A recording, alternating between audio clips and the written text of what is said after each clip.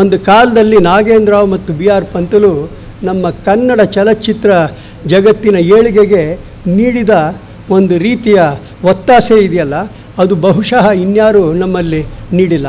ಕಣಗಾಲ್ ಪುಟ್ಟಣ್ಣ ಅವ್ರ ಬಗ್ಗೆ ಪದೇ ಪದೇ ಹೇಳ್ತಿರ್ತಾರೆ, ನಿಜ ಪ್ರತಿಭಾವಂತ. ಆದರೆ ಕಣಗಾಲ್ ಪುಟ್ಟಣ್ಣ ಬಿ ಆರ್ ಪಂತಲೂರವರ ಶಿಷ್ಯರಾಗಿ ಸುಮಾರು 7-8 ವರ್ಷಗಳ ಕಾಲ ಅವಿರತವಾಗಿ ದುಡಿದು ಅವರಿಂದ ಪ್ರಯೋಜನ ಪಡೆದವರು. ಪಂತಲು ಅಂಥವರ ಒಂದು ಚಿತ್ರ ರತ್ನಗಿರಿ ರಹಸ್ಯ ಸಾಗರದಲ್ಲಿದ್ದಾಗ ನಾನು ಥರ್ಡ್ ಆನರ್ಸಲ್ಲಿದ್ದೆ. ನಾನು ನನ್ನ ಮಾನ್ಯ ಸ್ನೇಹಿತ, ನನ್ನ ಸಹಪಾಠಿ ಲಂಕೇಶ ಸೆಕೆಂಡ್ ಶೋಗೆ ಹೋಗಿದ್ವಿ.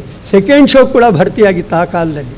ದೊಡ್ಡ ಬೆಲೂನ್ ಕಟ್ಟಿದ್ರು, 1955 54 ಅಂತ ಕಾಣುತ್ತೆ, ಸಾಗರ್ ಟಾಕೀಸ್ ಮೇಲೆ. ಬಹುಶಃ ಹಿರಿಯರಿಗೆ ಗೊತ್ತಿರುತ್ತೆ. ನೋಡಿ ನಮಗೆ ಎಂಥ ಸಂಭ್ರಮ ಅಂತೀರಿ. ಯಾಕೆಂದರೆ ಬರೀ ಹಿಂದಿ ಚಿತ್ರಗಳು ಮಾತ್ರ ಅಲ್ಲಿ ಪ್ರದರ್ಶಿತವಾಗ್ತಿದ್ದು, ಕನ್ನಡದ ನಾವು ಹೆಸರು ಕೂಡ ಅಲ್ಲಿ ಕೇಳಿಸ್ತಿರ್ಲಿಲ್ಲ. ಅಂಥ ಮೆಜೆಸ್ಟಿಕ್ಕಿನ ಈ ರಸ್ತೆ, ಆ ಕಾಲದಲ್ಲಿ ಕೆಂಪೇಗೌಡ ರಸ್ತೆ ಅಂತ ಇರಲಿಲ್ಲ, ಮೆಜೆಸ್ಟಿಕ್ ರೋಡ್ ಅಂತಿದ್ರು. ಆ ಮೆಜೆಸ್ಟಿಕ್ ರಸ್ತೆಯಲ್ಲಿ ಈ ಸಾಗರ್ ಟಾಕೀಸಲ್ಲಿ ಭರ್ತಿಯಾಗಿ ನಡೆದ ನಾನು ಕಂಡ ಪ್ರಪ್ರಥಮ ಚಿತ್ರ ಬಿ ಆರ್ ಪಂತಲೂರವರ ಈ ರತ್ನಗಿರಿ ರಹಸ್ಯ. ಆಮೇಲೆ ಸ್ಕೂಲ್ ಮಾಸ್ಟ್ರು 57 ವಾರ ನಡೀತು. ನಾನು ಕೆ ಎಸ್ ನರಸಿಂಹಸ್ವಾಮಿಗಳು ಪರಿಷತ್ತು ನೀಡಿದ ಅವರಿಗೆಲ್ಲ ಸನ್ಮಾನಕ್ಕೆ ಹೋಗಿದ್ವಿ. ನಾನು ಅವರು ಆಗ 57, 58 ಅಂತ ಕಾಣುತ್ತೆ.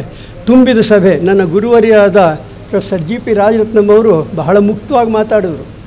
ಪಂತಲು ಅವ್ರು ತೋರಿಸಿ, ಇವ್ರು ಸ್ಕೂಲ್ ಮಾಸ್ಟರ್ ಆಗಿದ್ದಾಗ ನಾನು ಕಾಲೇಜ್ ಮಾಸ್ಟರ್ ಆಗಿದ್ದೆ ಅಂತ ತಮಾಷೆ ಭಾಳ ಚೆನ್ನಾಗಿ ಹೇಳಿದ್ರು. 57 ವಾರ ನಡೆದಿತ್ತು ಆ ಒಂದು ಚಿತ್ರ ಸ್ಕೂಲ್ ಮಾಸ್ಟರ್. ಅಂಥ ಪ್ರತಿಭಾವಂತ ಶ್ರೀಕೃಷ್ಣದೇವರಾಯನಂಥ ಚಿತ್ರವನ್ನು ತೆಗೆದು ನಮ್ಮಲ್ಲೆಲ್ಲ ಕನ್ನಡಿಗರಲ್ಲಿ ಒಂದು ರೀತಿ ಆತ್ಮಸ್ಥೈರ್ಯವನ್ನು ಮೂಡಿಸಿದವರು, ಮತ್ತೆ ಮೂಡಿಸಿದವರು ಪಂತಲು. ಅಂಥ ಪಂತಲು ಅವರ ಬಗ್ಗೆ ಓದ್ತಿರುವಾಗ ಅನಾಪ್ರಹ್ಲಾದ ನಾನು ಕೇಳರಿಯದ ಒಂದು ಸಂಗತಿಯನ್ನು ನಿವೇದಿಸಿದ್ದಾರೆ. ಅದೇನು ಅಂದರೆ, ಕೃಷ್ಣದೇವರಾಯನಲ್ಲಿ ತಿಮ್ಮರಸನ ಪಾತ್ರವನ್ನು ಮಾಡಿದ್ದ ನಮ್ಮ ಪಂತಲು ಅವರಿಗೆ ಸ್ವಲ್ಪ ಖಳನಾಯಕನಿಗೆ ಹತ್ತಿರ ಆಗುವಂಥ ಪಾತ್ರ. ಅದಕ್ಕೆ ನಮ್ಮ ರಾಜ್ಯ ಸರ್ಕಾರ ಮೆಚ್ಚಿ ಅತ್ಯಂತ ದೊಡ್ಡ ನಟ ಅಥವಾ ಹಿರಿಯ ನಟ ಅನ್ನೋ ಒಂದು ಬಿರುದಿನ ಜೊತೆಯಲ್ಲೇ ಅತ್ಯಂತ ಶ್ರೇಷ್ಠ ನಟ ಅನ್ನೋದನ್ನು ಕೂಡ ಹೇಳಿ ಒಂದು ಬಹುಮಾನವನ್ನು ದಯಪಾಲಿಸಿದಾಗ ಅವರು ನಿರಾಕರಿಸಿದ್ರು ಸಾರ್ವಜನಿಕವಾಗಿ. ದಯಮಾಡಿ ನನಗೆ ಬೇಡಿ, ಇದು ನನಗಿಂತ ರಾಜ್ಕುಮಾರ್ ತುಂಬ ಚೆನ್ನಾಗಿ ಅಭಿನಯ ಮಾಡಿದ್ದಾರೆ, ಅವ್ರಿಗೆ ಸಲ್ಲಬೇಕು ನ್ಯಾಯಯುತವಾಗಿ, ನನಗೆ ಸಲ್ಲಬೇಕಾದ್ದಿಲ್ಲ ಅಂತ.